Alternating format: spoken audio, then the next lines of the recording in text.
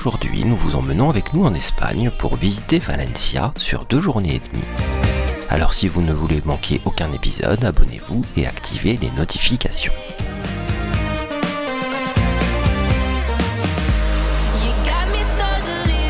Tout comme Francfort, dont vous pourrez retrouver le lien de la visite de la ville en description, Valencia a tout à fait réussi à allier tradition et modernité. C'est la 3e plus grande ville d'Espagne et sa métropole est célèbre pour son architecture, son important héritage culturel et sa gastronomie. Elle est notamment connue pour sa cité des arts et des sciences à l'architecture futuriste. C'est une destination idéale pour des vacances à n'importe quel moment de l'année, du fait de son climat méditerranéen doux et tempéré en toutes circonstances. La météo à Valence ne réserve aucune mauvaise surprise. La ville bénéficie d'un bon ensoleillement tout au long de l'année, avec jusqu'à 300 jours de soleil par an. Valence est certainement l'une des plus belles villes côtières de la péninsule ibérique, et il est temps de vous faire découvrir cette ville tout à fait remarquable.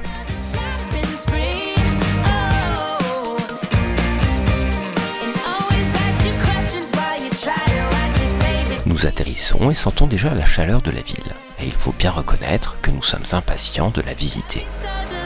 Nous sortons donc de l'aéroport et nous dirigeons vers notre hôtel capsule. Après avoir découvert l'œuf dans lequel nous irons dormir, nous décidons de nous rendre sur la plage.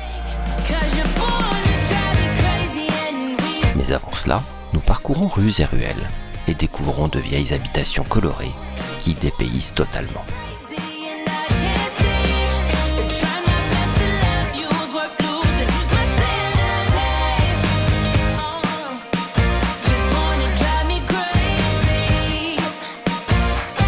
Nous arrivons dans la rue Maria Cuber, devant le monument de Joaquín Sorolla, peintre espagnol né à Valencia en 1863 et connu pour ses peintures qui allient réalisme et lyrisme.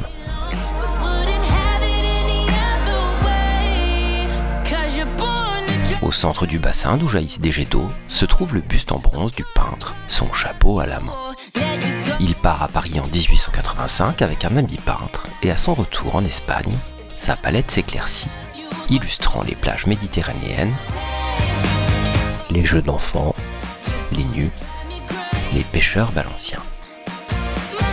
Il se marie en 1888 et en 1889, le peintre et sa famille s'installent à Madrid.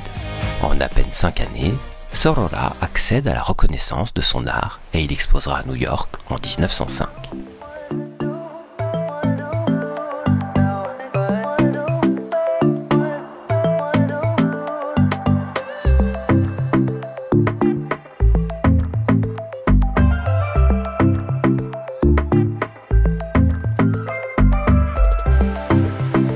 Encore quelques mètres, et nous arrivons enfin en bord de mer.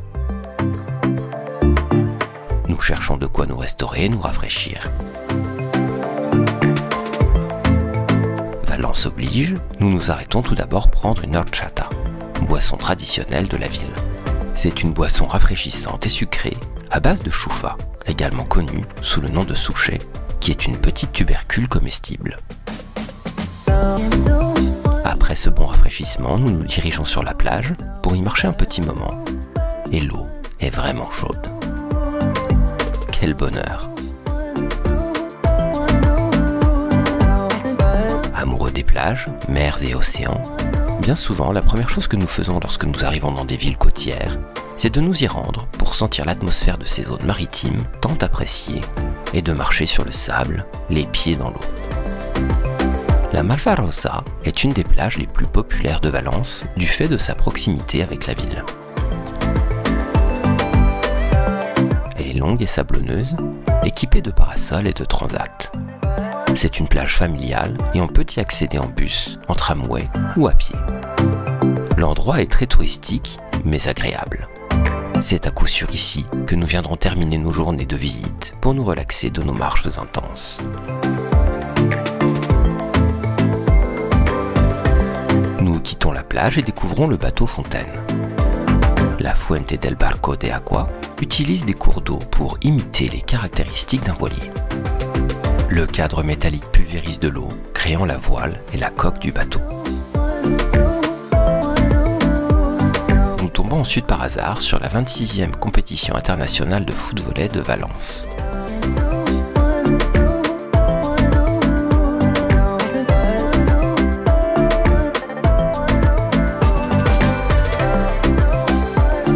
Et en quittant la plage, nous apercevons la statue de l'homme aigle.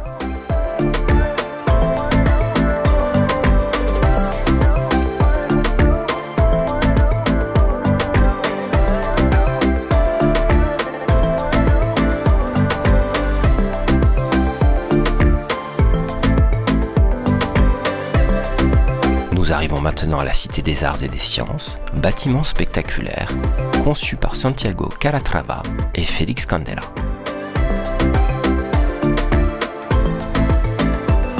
Nous arrivons devant le musée océanographique, qui est le plus grand aquarium d'Europe.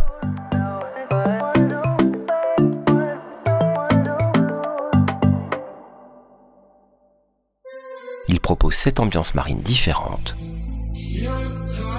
500 espaces différents, 45 000 spécimens comme des dauphins, des otaries, des pingouins ou encore des requins. Il vous faudra à minima une demi-journée pour le visiter. Nous nous promenons à travers cette cité qui contraste fortement avec le reste de la ville. L'Agora est un bâtiment signé Calatrava et le siège du CaixaForum Valencia, un espace polyvalent qui propose des expositions temporaires et permanentes, de la musique live, des projections, des cycles de conférences et des spectacles pour profiter de la culture et de la science.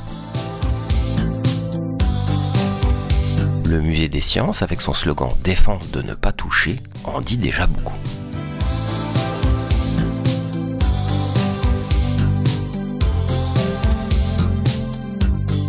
Il offre des expositions interactives consacrées à la science et à la technologie. Le rez-de-chaussée est accessible gratuitement.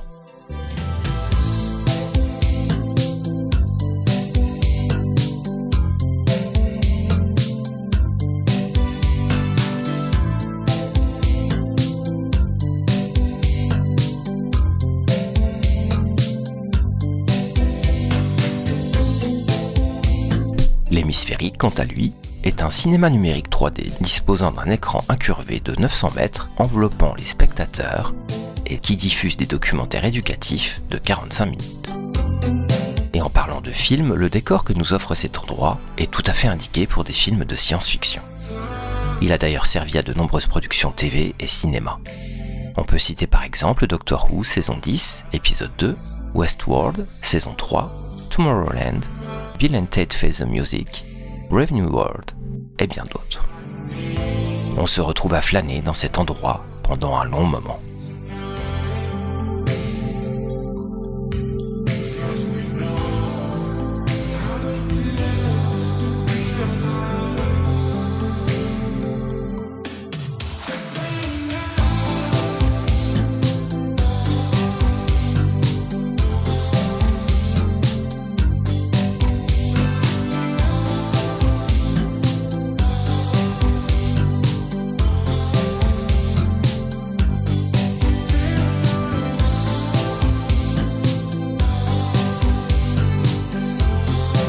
Et ce n'est pas qu'un lieu pour le cinéma, puisque juste derrière nous, des influenceurs filment une danse à destination des réseaux sociaux.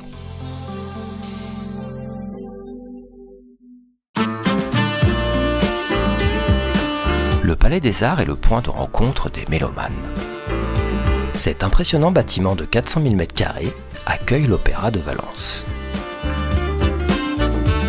D'octobre à novembre, il offre une programmation d'opéra, de concerts, de spectacles, de sarsuela ou encore de ballets. En dehors des spectacles, la visite de l'intérieur du bâtiment est possible sur réservation via le site web. Sa hauteur et son étendue surprennent, 75 mètres de haut et environ 40 000 m² de surface. Il fut conçu par empilement de volumes protégés par une grande enveloppe blanche en forme de coquillage. À l'intérieur de l'enceinte, on trouve 4 salles d'une capacité allant de 400 places pour la plus petite à plus de 1400 pour la plus grande. Cette dernière fait partie des plus grandes salles d'opéra au monde. Le palais est entouré de 60 000 m² de jardin, 11 000 m² de bassins et de fontaines, tout comme les autres bâtiments de la cité. Le grand jardin suspendu, tout en longueur, surplombe le musée des sciences, et il fait toujours bon s'y promener. Lieu photogénique par excellence, nous croisons un couple de mariés et leur photographe.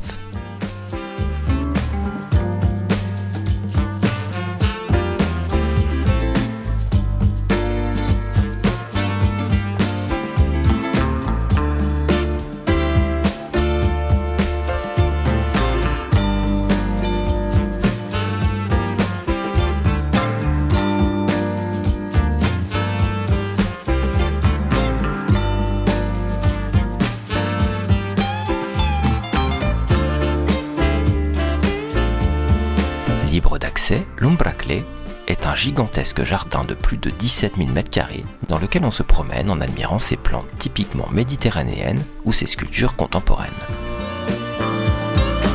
Lors des soirées d'été, la terrasse Mia ouvre ses portes et vous invite à boire un verre sous le ciel étoilé.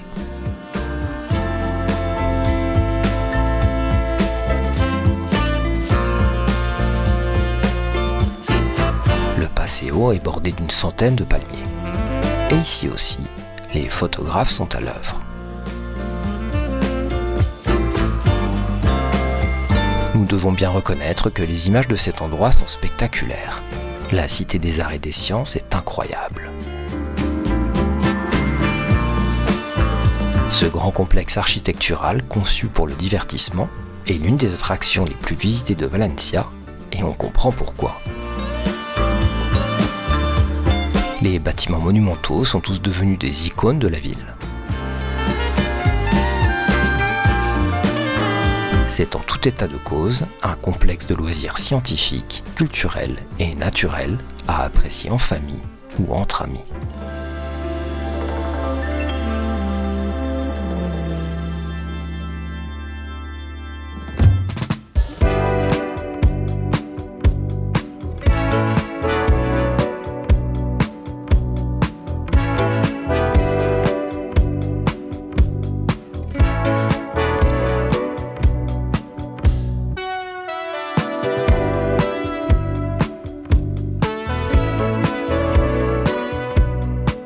Une autre œuvre de l'architecte valencien Santiago Calatrava est le pont de la Soude d'Or, qui traverse l'ancien lit du fleuve Turia, entre le musée des sciences et l'Agora. Il dispose de plusieurs voies de circulation dans les deux sens, et au milieu se trouve une passerelle piétonne reliant les deux rives du jardin de la Turia. Nous repartons maintenant en direction de notre hôtel en passant par le parc de la Turia, dont nous vous en dirons un peu plus dans les prochains épisodes consacrés à Valencia, car oui, la naissance de ce parc est très intéressante. Le jardin de Turia est l'un des plus grands parcs naturels urbains d'Espagne. Cet espace vert traverse la ville sur 9 km.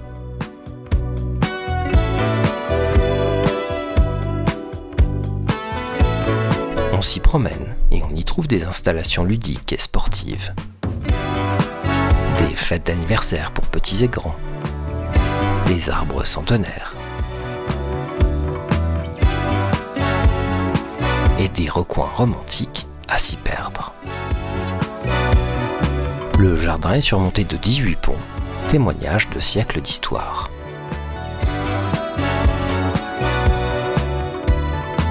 Nous croisons le parc Gulliver, qui se trouve dans le jardin urbain de la Turia, en plein cœur de Valencia, entre les ponts Ángel Castillo et Reino. Le parc porte le nom du célèbre personnage de Jonathan Swift et présente une gigantesque figure de Gulliver couché, de près de 70 mètres de long et 9 mètres de haut, attaché au sol et immobile. Le géant déchu est rempli d'échelles et de rampes, de toboggans et de cordes à grimper. Ce sont donc les petits qui jouent le rôle des petits Lilliputiens pour profiter de cette attraction originale, et son accès est gratuit.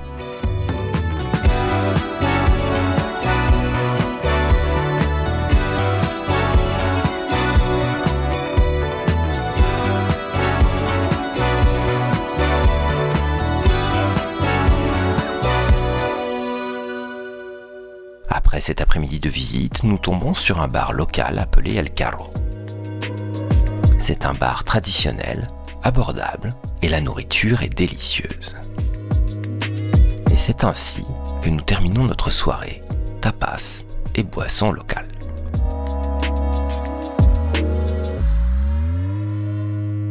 Mais Valence, c'est aussi une ville au patrimoine architectural remarquable, dont l'histoire a été préservée. Et il est vrai que c'est ce que nous aimons lors de nos voyages. Découvrir la culture, le mariage du contemporain, du futuriste et de l'ancien. Et l'ancien, c'est au programme de nos 2 prochaines journées. Alors à demain, pour de nouvelles découvertes.